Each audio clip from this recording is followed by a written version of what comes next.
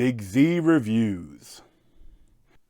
The Acolyte is the newest Star Wars Disney Plus series that has come out, and has again been through a lot of controversy, and it's all over the internet, and it's all the worst people being upset at the show for the worst reasons, which makes it even more difficult when there is stuff you don't love about the show. That it kind of makes it like get so muddy with whether it's a good show or not. Because at moments, I love parts of The Acolyte. And at other moments, mostly with the story, and it was pretty bad. So it's kind of like, it's a mixed bag for me, you know? Jedi are being hunted.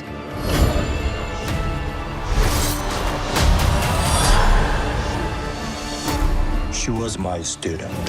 I trained her. Let me be the one to bring her in. This series was created by Leslie Headland, and it mainly stars Lee Jung-jae, Mandela Stenberg, and Manny Jacinto. And like at its best, like like I said, I think you could edit this show into like an awesome Star Wars kung fu film and cut out a lot of the extra stuff, and it'd be amazing.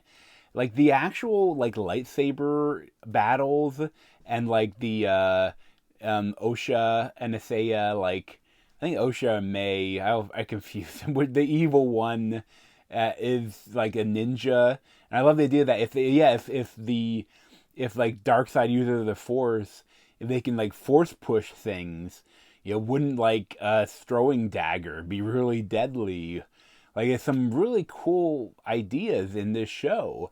And it's funny, sometimes this show feels like a Star Wars Legends story. And like in all the good and the bad ways. Because I mean, if you're like, there's so many different Star Wars stories around, like in books and comics and video games and a bunch of different stuff. But like there's a lot more than just the movies. And like when Disney took over, they made all the books, they switched that just to calling it like the Legends universe. So it's not canon. But then a lot of the stuff they've been doing now, they've taken stuff from it. And like I think that like where the creator like took stuff from and made something that's interesting, but it's like it's also interesting in bad ways. It's like, I always thought like it's some weird stuff, like in the movies, like in the prequels, they'll have one thing, like they do like the whole, like that Darth Vader, they do like a weird evil Jesus storyline, where like the Force created Anakin like through a virgin birth. And they play a lot with that, with like this versions of the Force that these lesbian space witches created, maybe through a clone or something, created a girl and then split her with the Force into two beings. That it's just, some of the stuff is just like so like, okay, that's okay, it's interesting, but the actual core of this show, I love the idea that like I almost think it'd be better if it's just the evil version and not the twin.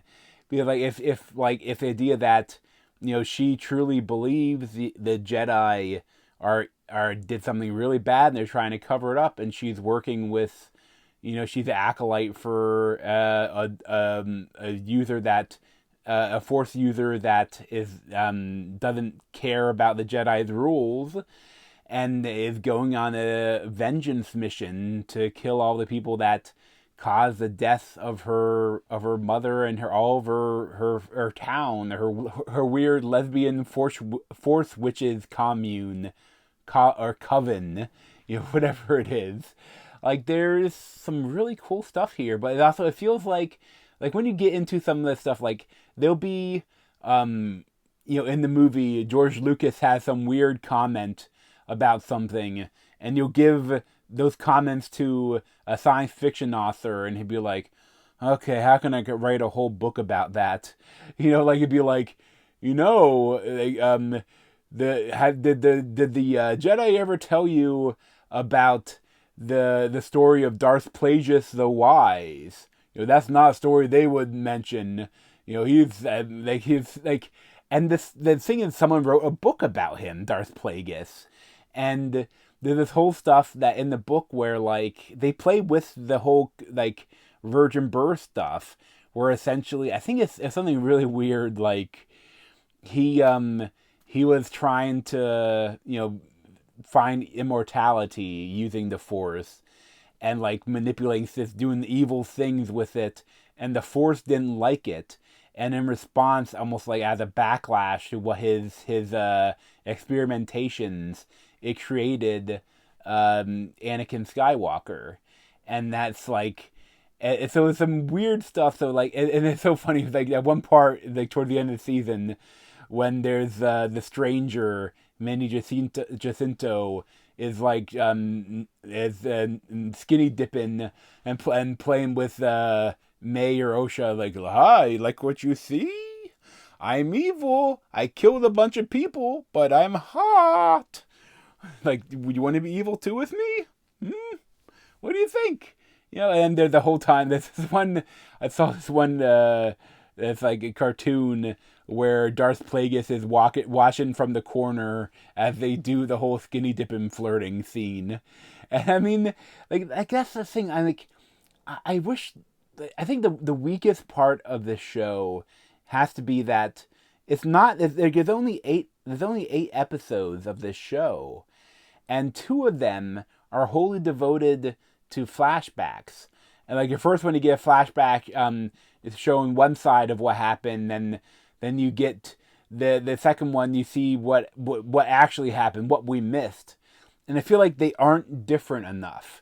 Like they're playing too much with like, I'm going to do spoilers now, but I have to talk about it. But with Jung-jae, who is awesome as Master Soul, like here he learned English for this part. He's great.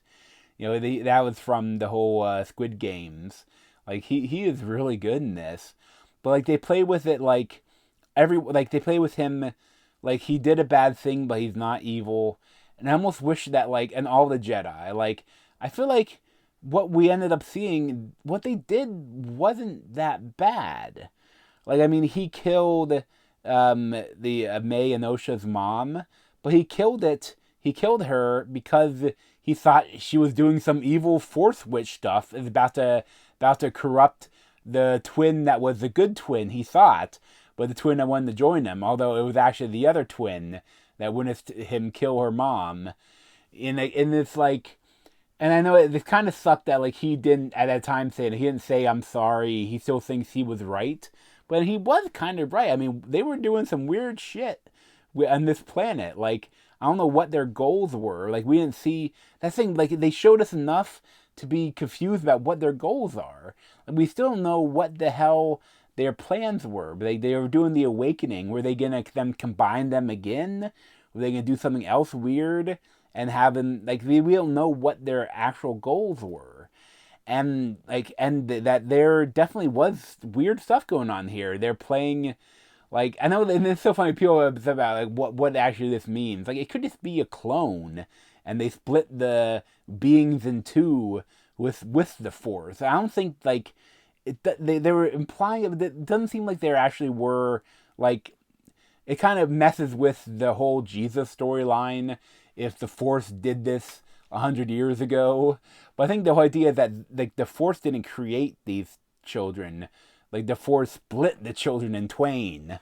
I think, too, the other weakest part of the show, for me personally, is that they're so cavalier with just killing everyone off.